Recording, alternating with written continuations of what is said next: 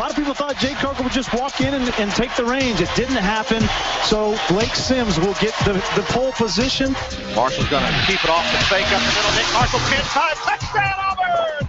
Welcome back, Nick! First down at the 15-yard line of West Virginia.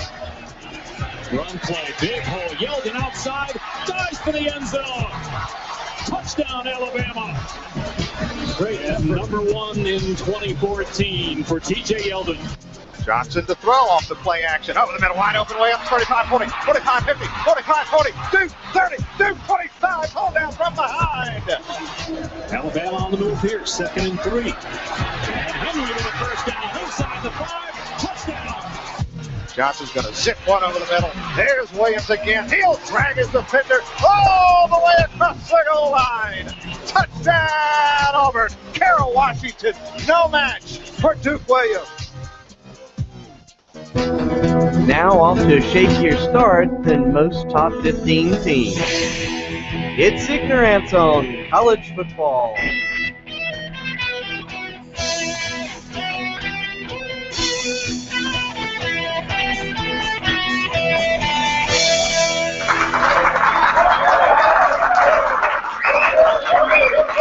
Thank you everyone. Yes, that's better applause than most of the teams that won their games this weekend got, as we had a wild start to the college football season. You're listening to Igno Rant on college football, your home for the worst Alabama and Auburn talk there probably is, at least on the air. We are your two Igno Rant hosts. My name is Carey. I'm the Bama fan. On the other side of the line is Jeremy. He's the Auburn fan, and we're going to take you through all the games that we cared about from this weekend, most importantly, Alabama and Auburn, as well as giving you our top 4 teams, our coaches on the hot seat, and a look at our way too early Headsman Award finalists. So, Jeremy, talk to me. What did you think? This weekend turned out exactly as we all thought it might, huh? No. Well, if you assume that every prediction we make turns out to be wrong, then yes. If that makes any sense to you. Yeah, well, it makes a lot of sense to me. We're predictably wrong with our predictions. So, yes, it turned out exactly like I thought it would. Exactly the way the universe expected it to after we made our pick cast. Right.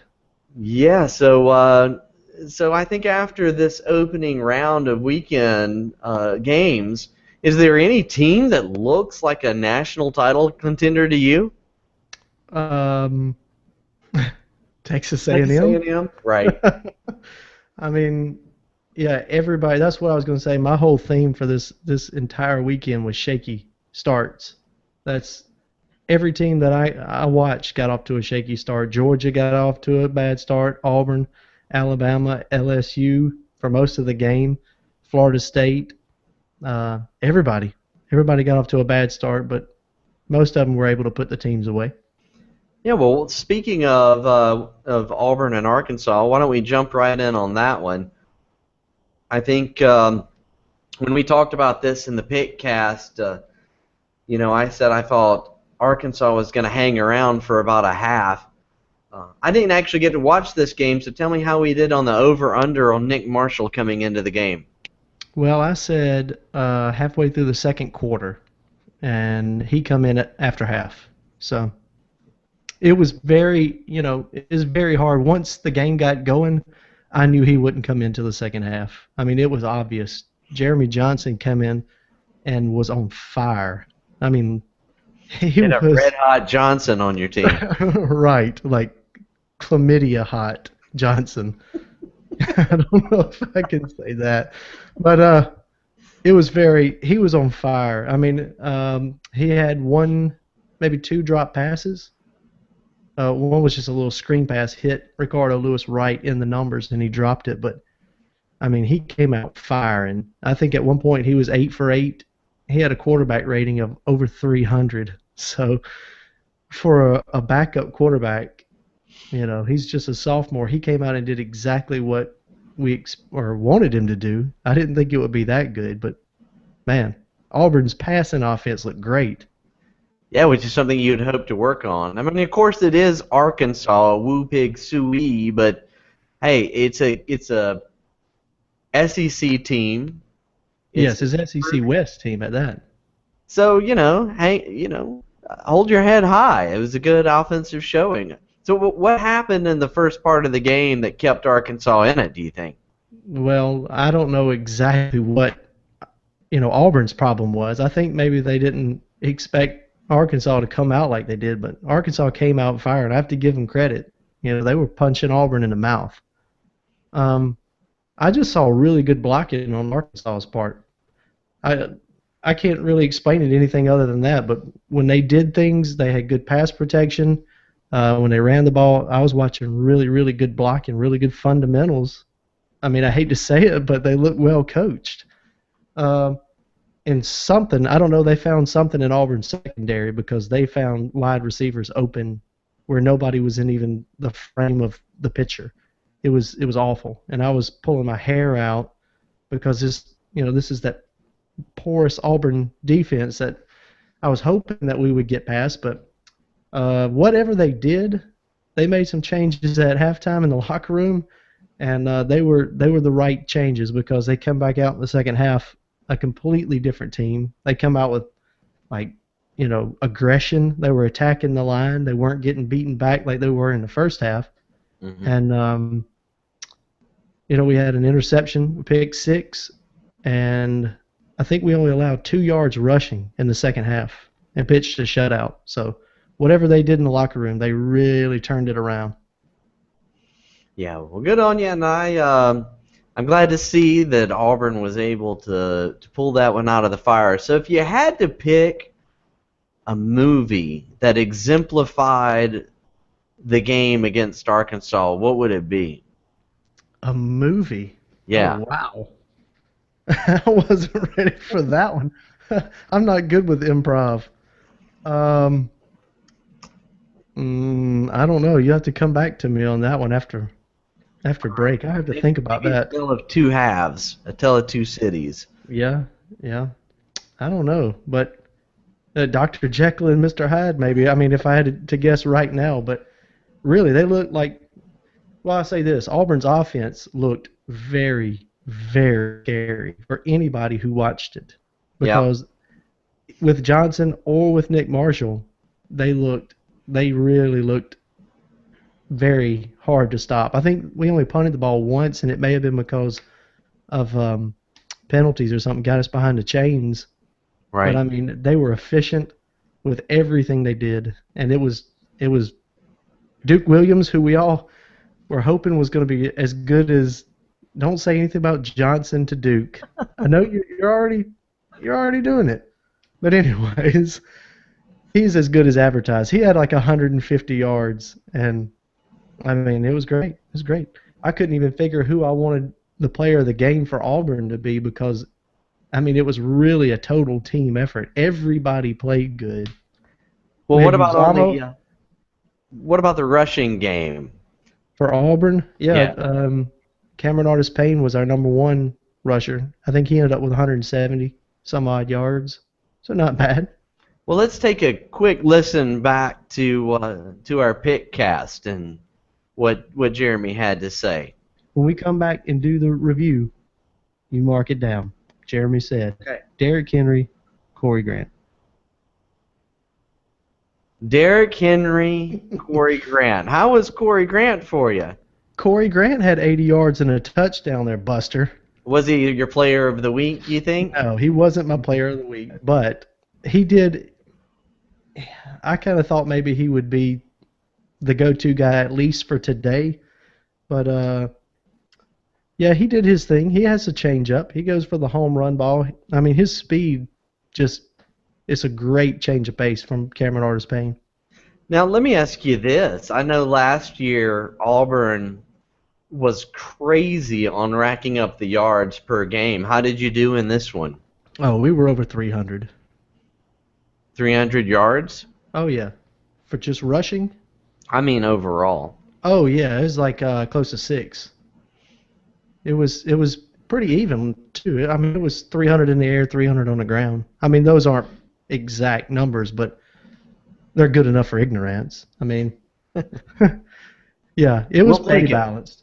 All Yeah, right. Jeremy Johnson had 200 and some odd passing yards in the first half. And Well Nick done. Marshall probably had like 100, maybe close to 100. Not quite, but when he come in the game, that zone read option that he runs, I mean, as soon as he came in, right off the bat. So let me ask you this then, Jeremy. What is the one area from the game that makes you concerned about the season with regard to the team? Secondary, definitely, and pass rush. You know, we had to replace D4. We talked about replacing Jay Prosh and replacing Greg Robinson. Mm-hmm. And we were able to do that. And then the kicking game. Daniel Carlson was averaging 50 yards a punt, and he nailed a 45-yard field goal. He missed one, hit the uprights, but, I mean, whatever.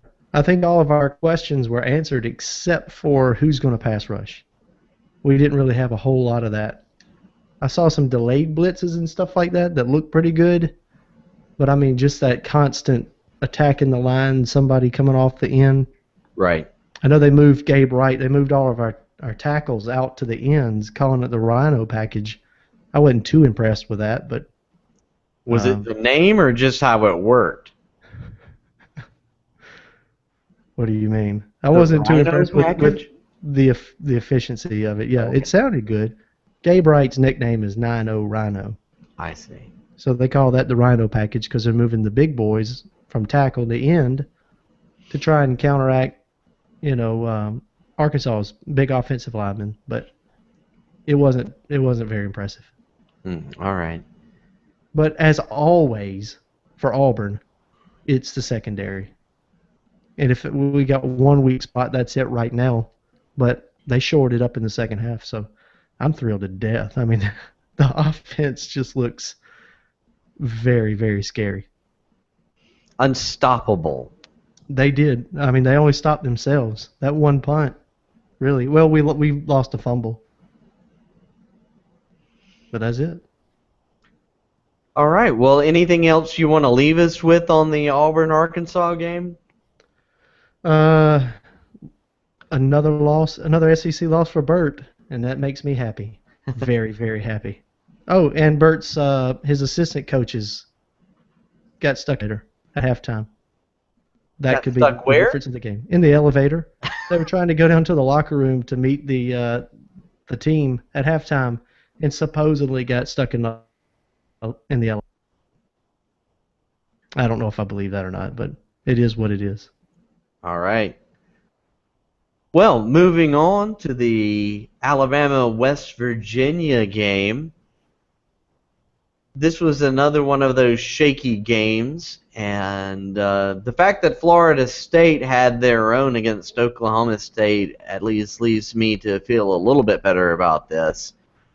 But I think I'm a little different than a lot of Alabama fans. I'm not nearly as worried from most of what I saw as everyone else is. No. Even as an Auburn fan, I didn't watch a whole lot of your game, but we knew early on every team struggles in that first game. And you just had an opponent who was ready for you and come out firing, and you have to kind of wait that out. Once they get everything they've got, then when you're better, eventually that's going to overcome. You know, there were two things really that I was looking forward to in this game, one of which was going to be the quarterback. I think that's what everybody was looking for. Blake Sims played the entire game, minus some garbage time work at the end where Coker came in. And I thought he did reasonably well. He was doing well enough that it would have been detrimental to take him out and put Jacob Coker in, especially if Coker made some mistakes. With a few exceptions, Sims didn't make a whole lot of mistakes. He was able to run the offense with good efficiency. We racked up over 500 yards of offense, including 250 in the air from Sims, so that was pretty good. And I was also very happy in Lane Kiffin's play calling. It was really good. Lots of good adjustments at the half. The other question was really how we would do with the air raid, hurry up, no huddle offense. And we gave up, 16 points to their offense, which, considering West Virginia is a high-powered, score lots of points offense in the Big 12 that has 10, I feel pretty good about it, especially since our quarterback of the defense wasn't even on the field the entire game with the suspension, Trey DePriest. Right. You're automatically missing one of the biggest pieces of your defense. Which is? Trey DePriest. Oh, right. What are you doing? No.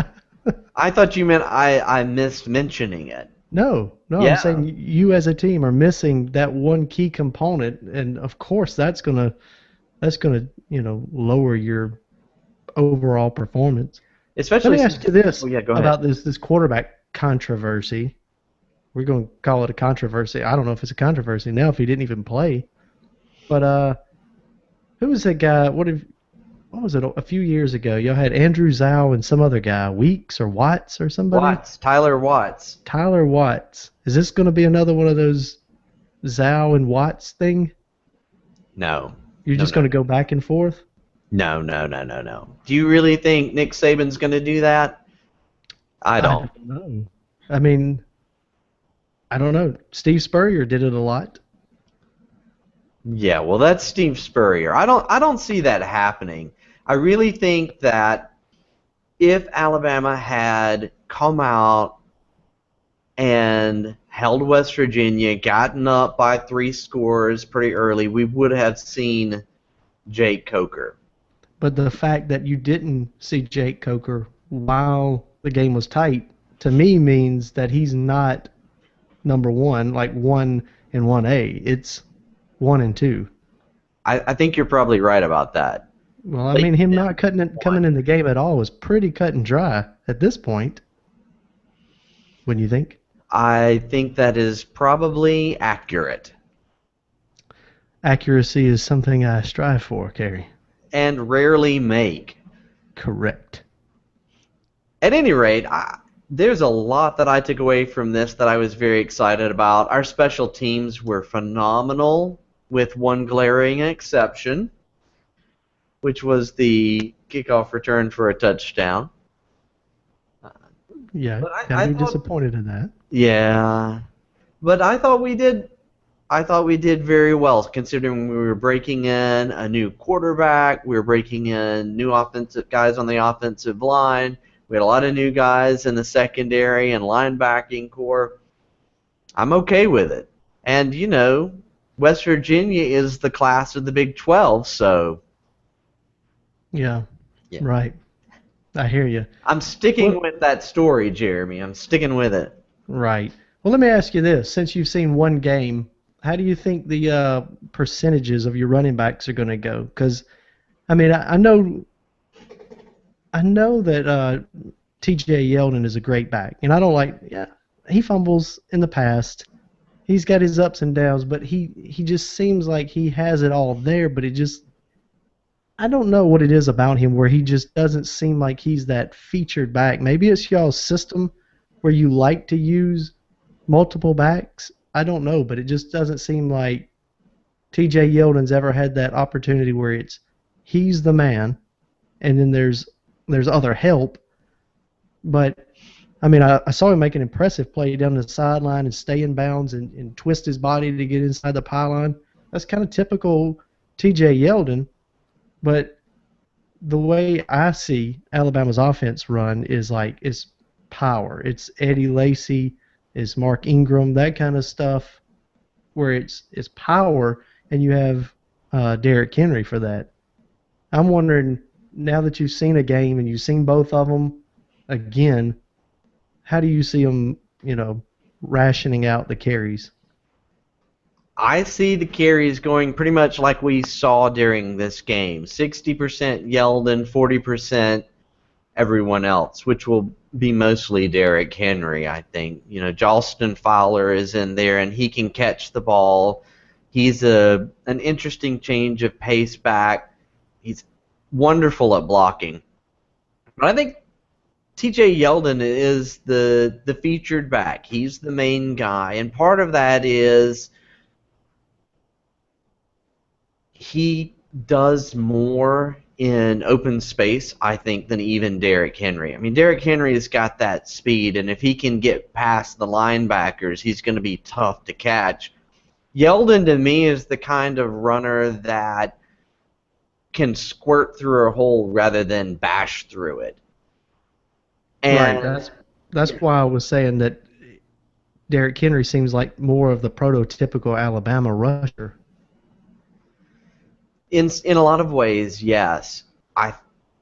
We saw Yeldon was the featured back last year, and he did quite well.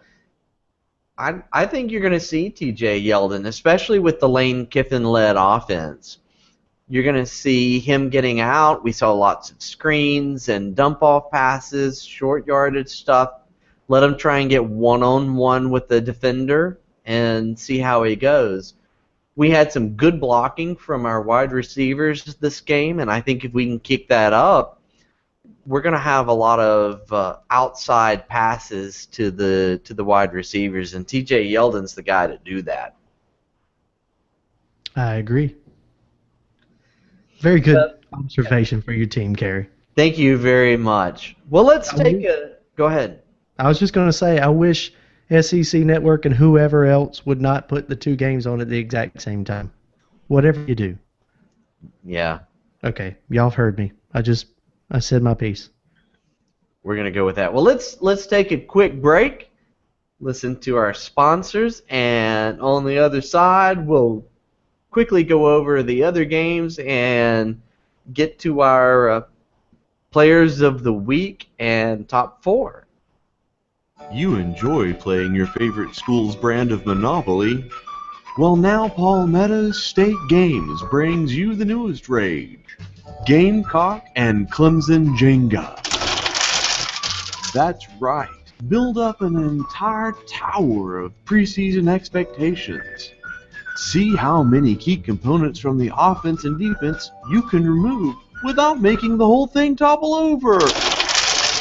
It's impossible. Order in the next 15 minutes and we will send you our newest addition, Apathetic Steve Spurrier. Set him next to your favorite game of Gamecock Jenga and watch him just shake his head the whole time.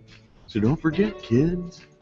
Order today for your favorite Palmetto State board game, Gamecock Jenga or Clemson Jenga.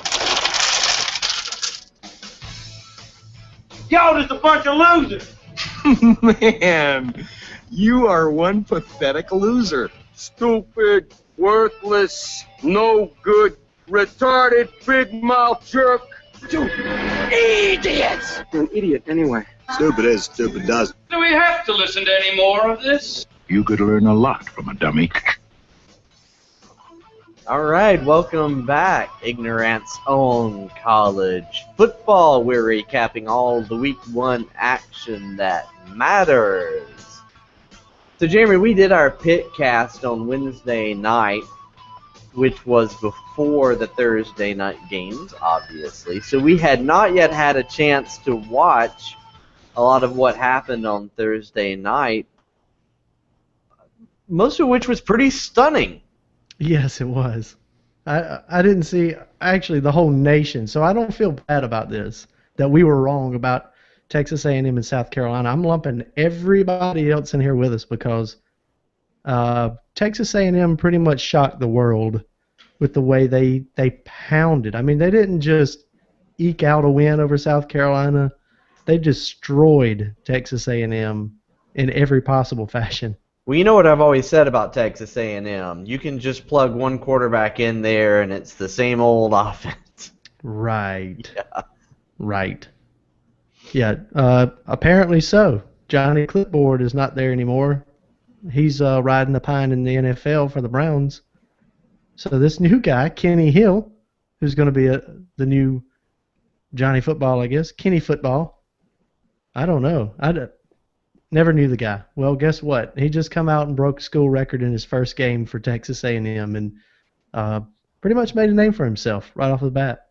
Yeah, I think the thing that impressed me the most about this game was that Kenny Hill did some running around in the pocket. Not the same level as that other guy. But his passes were spot on. He was laying it right where it needed to be, which was the most impressive part. I think South Carolina's defense was a little overrated, but even so, it's hard to defend passes like that. Right. Now, I mean, he was bringing them in on a whip. I mean, I watched a lot of review of that game, and I mean, he was firing the ball. It wasn't just. I mean, he does have a touch pass too. I saw that, but I mean, he was like a laser throwing it, to his receivers as hard as he could. It seemed like, but whatever. He got the job done, and it was accurate. And he was threading the needle on South Carolina. Not that he needed to. They sucked. I don't know how much of this. It's kind of hard to judge after one game, but I don't know how much of it is Texas A&M being that good, or South Carolina not being what we thought they were. I mean, offensively and defensively, they look pretty bad. Yeah, and lost in all the talk about Kenny Hill, I think, is the growth of the Texas A&M defense.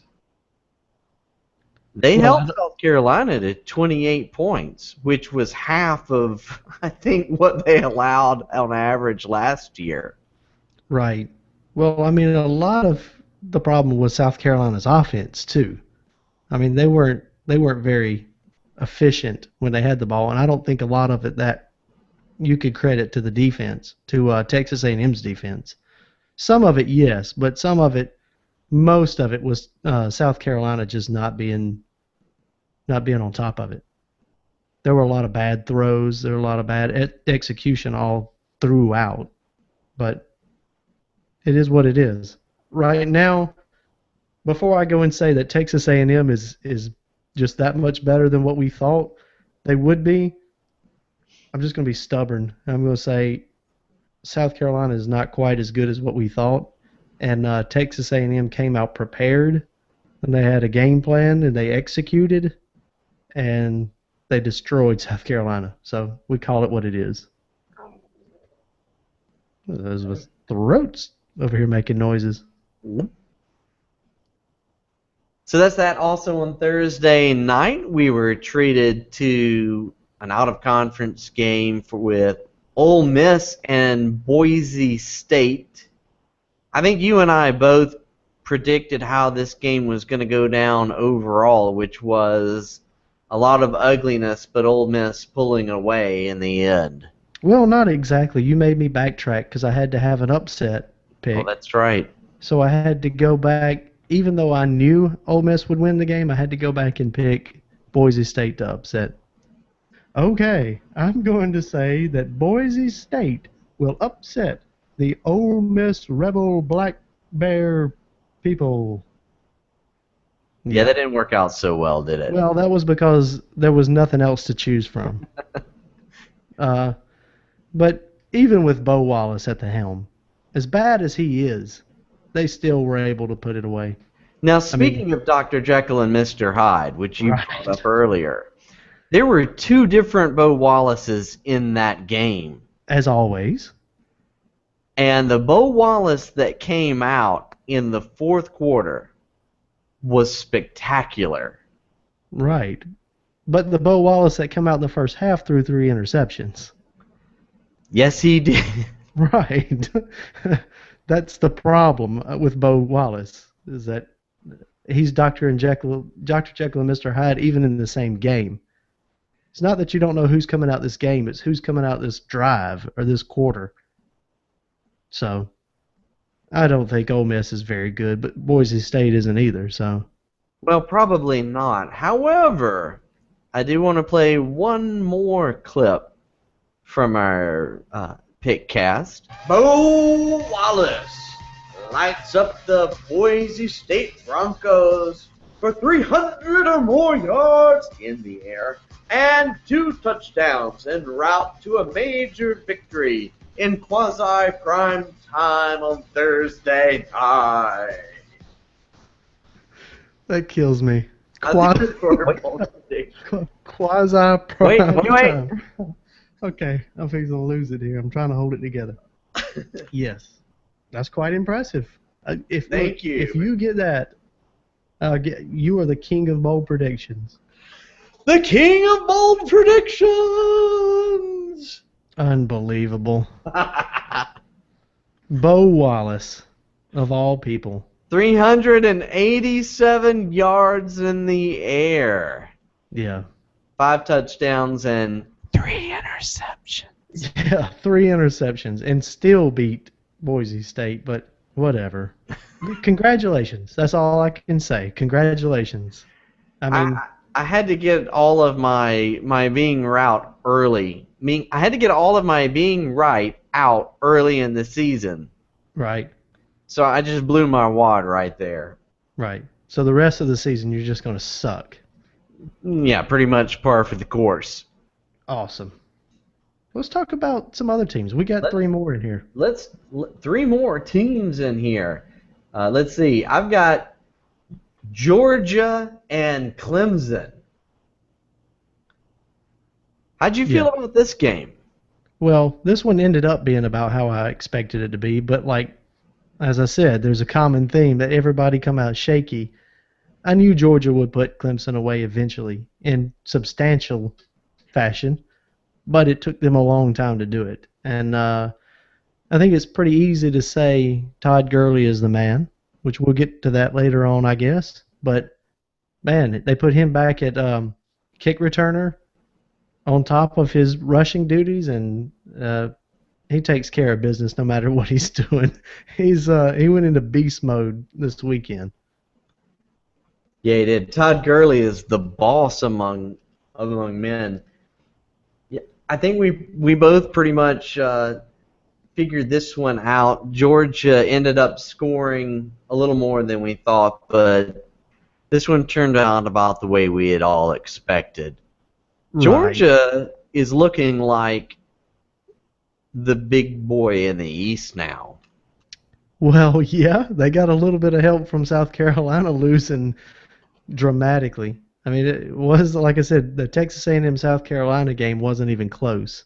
They look really, really bad up against Texas A&M. We'll find out what that means with a few more games under the belt, but it was South Carolina's game to go out there and win, and they didn't do it. And Georgia, well, I mean, that was the SEC game, so they're already 0-1.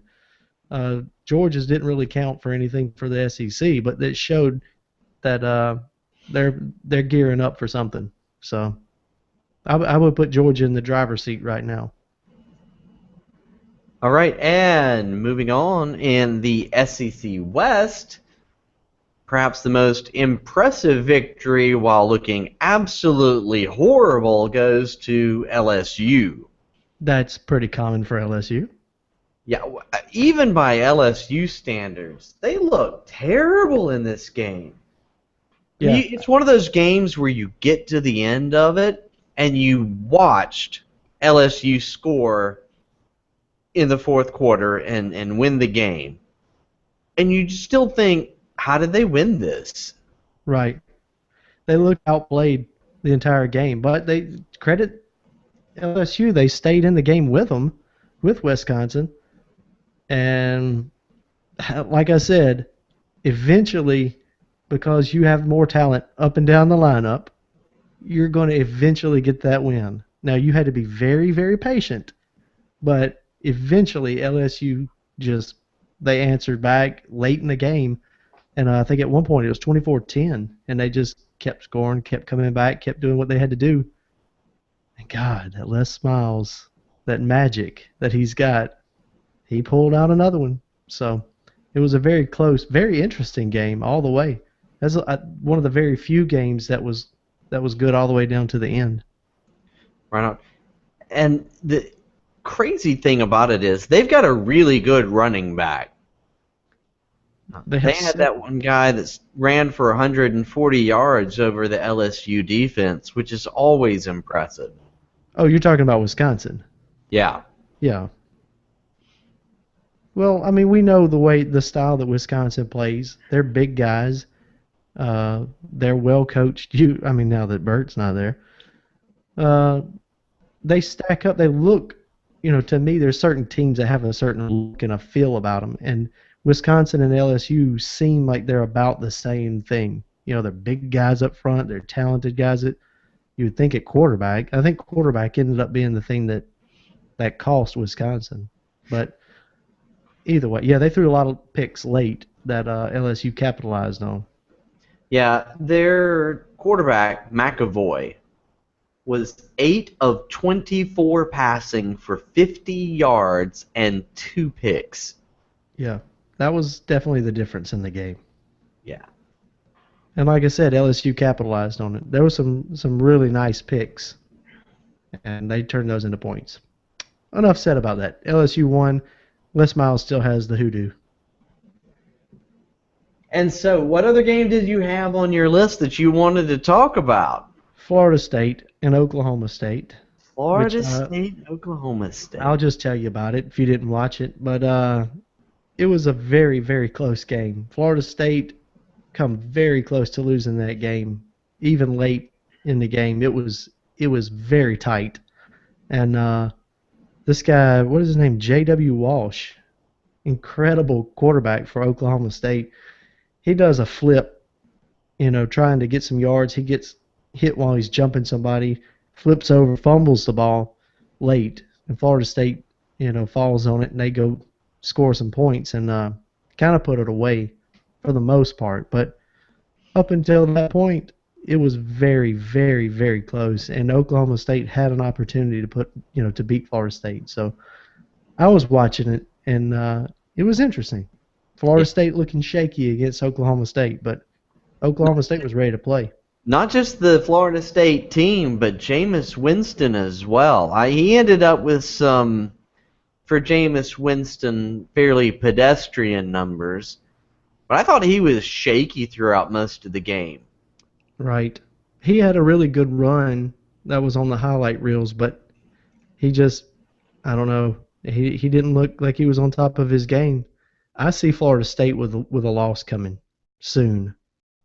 I mean, maybe they were that was their first game of the season and they're trying to get rid of some of the rust. I don't know, but they did not look like the number one team in the nation by any means. I think that Florida State and Alabama shared a common problem in their opening game. I'm not sure either team had their heart in the game when it first started. Yeah. I didn't see a lot of fire from either one of them. Well, that's coaching there, bud. You're Nick Saban, the guy who's supposed to have your team up, as a head coach. He's supposed to be really good, not an in-game coach. Looks like he's falling down on his duties to have his team ready to play as well. I'm not worried. It'll come. Yes, the loss will come. So let's move. Let's move on. How about you do this? Let's do this real quick. Okay. Let's rank the top 5 SEC teams, unless you want to do the top 4 right now for nationally. Top 5 SEC teams. Yeah, we could do our top 4 just for the formality of it. But you mean based just on week 1? Right. It's kind of hard to do. That's why I wanted to rank the top 5 teams in the SEC. All right, I'll do that. Okay. Let's hear your top 5. Well, I'll give you my top 5 first. Okay. Good, because I just threw this on you like you did that movie. Obviously, number 1 would be Auburn. I mean, let's get real. The offense is just, it blew me back. I was scared of it. I wasn't even in the game. I was at home. I was like, I'm scared. I'm scared. They'll fix the score. Wait. I thought we were talking about based on week 1 performances. We are. No. I'm just saying now that week 1 is over, who do I think is the best team? All right. Now, Texas A&M did obviously the best job in their game, but I think that was against South Carolina, who played poorly. I don't think South Carolina put up much of a fight. That being said, I don't think Texas A&M is the best team in the SEC just because they routed South Carolina. That makes sense to you, right? Sure. Okay. If you'll allow me to get back to my list, I'm going to say Auburn, Texas A&M, Georgia, Alabama, and then LSU. Okay. I think Georgia looked very, very good. Texas A&M obviously looked very good, but I don't know what to do with them right now. Auburn obviously ended up just walking away with it. Alabama looks good. LSU looks good. That's mine. Auburn, A&M, Georgia, Alabama, LSU. Okay. I'll buy that. I've got the same teams, slightly different order. I'm putting Georgia at the top of my list. I think their win was the most impressive, solid win of the entire weekend. Followed by A&M, Auburn, Alabama, and LSU. Well, we have number 4 and number 5 in the same place. Sure, okay. Well, that's cool. I mean, the top 3, that's after one game. Obviously, those can get shuffled around a little bit. Right. But I didn't even think we would have Texas A&M in that conversation. And right. We're putting South them Carolina was going to be there. Right. We're putting them at Texas A&M in the top 3, both of us. So, oh well. We'll see, though. One game, it's so hard to tell. Right. Well, I'd still put Florida State, Auburn, Alabama, and Oklahoma in my top 4 nationally. Yeah, Georgia is 1 week away from jumping in there. We may have 3 teams in the top 4. Yeah, possibly so. Although I still have Michigan State. Now we do, just for the sake of saying it, the top 4 is not who we think are going to get in. It's who we think are our top 4 teams, right? Right. Because it's not going to work that 3 SEC teams get in the top 4 in the playoffs. But although ostensibly the selection committee does not pay attention to any of the other rankings. Their mandate is to pick the best 4 teams. Well, I could see, obviously we got a lot of football left, but I could see these 3 teams being in there, even after they fight it out. Well, part of the issue with Alabama, Auburn, and Georgia is one of them is going to have to end up with 2 losses. True. Right? Well, one from the east, one from the west. If you were going to, not necessarily. So Auburn could beat Georgia. Georgia could turn around and beat Auburn. Right. Auburn could beat Alabama. And not go. It's possible. Yeah. Seems unlikely, though. There's a way to do it, but we'll worry about all that. It'll all shake itself out. Give me your player of the week. My player of the week is, of course, Todd Gurley. Not a bad pick, sir. Yeah, I'd like to pick somebody from the home team, but Todd Gurley was just unbelievable. It's going to get to the point where calling someone Gurley is going to be a compliment. I hear you. And that was a Gurley hit. Dang. That was a very Gurley play. Yeah. Well, I'm glad you picked Todd Gurley. I would have picked the other one of whichever one you didn't pick, so I'm going to go with Kenny Hill. Just right because, you're playing in the shadow of Johnny Football, and then in your very first game you break his records. In an SEC team matchup, not just, you're not playing, UT Martin or somebody like that. You're playing South Carolina and Steve Spurrier, and you break school records. So my hat's off to you. I've never known your name, but now I do. Kenny Hill, you're my player of the week. Rock on. let's see, what else do we have to? Are there any changes in our hot seat coaches after week 1? Well, I mean, I say Bert. Bert's been on my seat. And another SEC loss is just we were on like a slow simmer. Yeah. A slow simmer. So we were on like maybe 1 because that was his first year. But he's opening up 2014 with an SEC West loss. So we just went, we're going to just say we're on 2 right now. But Arkansas is not going to mess around. This is the SEC. Other places will give you, quite a bit of line and let you do what you got to do. But in the SEC, especially in the West, you've got to compete with some teams, and they're not going to do that with somebody who just isn't getting it done. All right. And he's not a very likable person. He's good for our sake to make fun of him. I love him for that fact. But Kind of like Ed Orgeron or right. Houston Nutt. Right. Bobby Petrino. Bobby Petrino. Yeah. Heck, Nick Saban. Les Miles. They're all characters, Carrie. They're all characters. So All I'm what about Dabo? You had mentioned Dabo Sweeney at one point. Well, I mean, you starting off the season ranked in the top or right there around 15th. That's not going to get it. I mean, they didn't do anything, with that great season they had last year, which to me would have been reason for being on a warm seat. But then again, it's Clemson, so whatever. Well, I think Mark Richt came off of his hot seat a little bit. Who? Mark Richt. Yeah, surely. So I'm not sure I'm going to replace him with. I'd go one step farther. I would say Dana Holgorsen came off of his hot seat because he played Alabama the way he did. We'll have to see. Maybe. We'll have to see.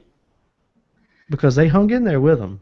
I don't think any West Virginia, if there are any rational thinking West Virginia fans, would think that they were going to really come out with a win against Alabama. And they, after that game, they may have been able to say, hey, we play that again, we may win that game. Well, Probably not. Here's the thing about that.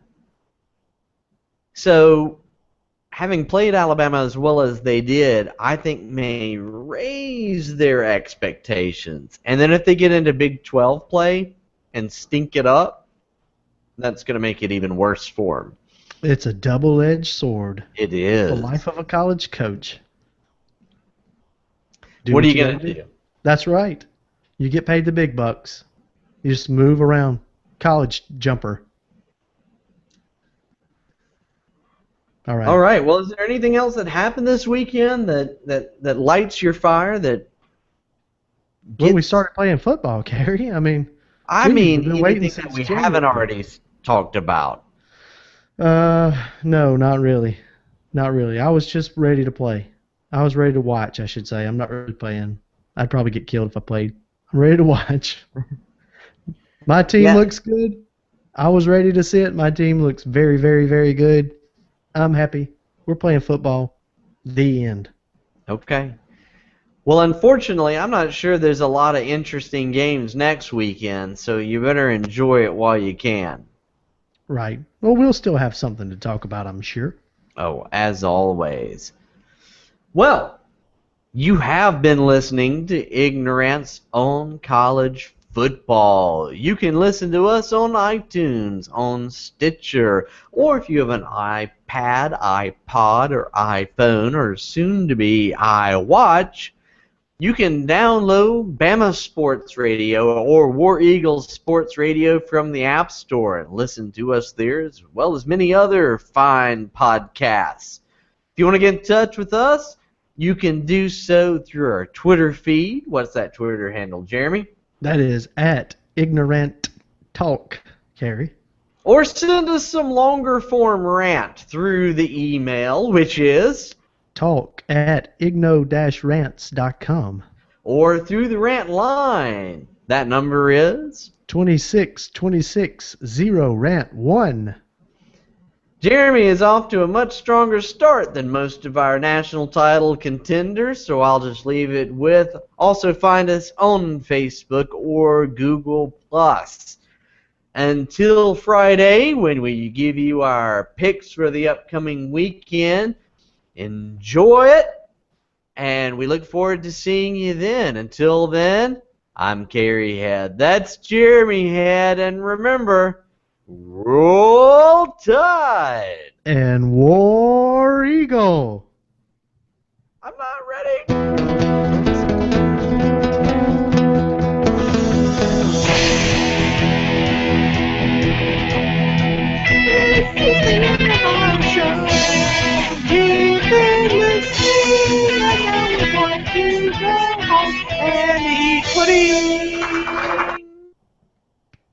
Did you just kill the sound that fast? I did. All right. Yay.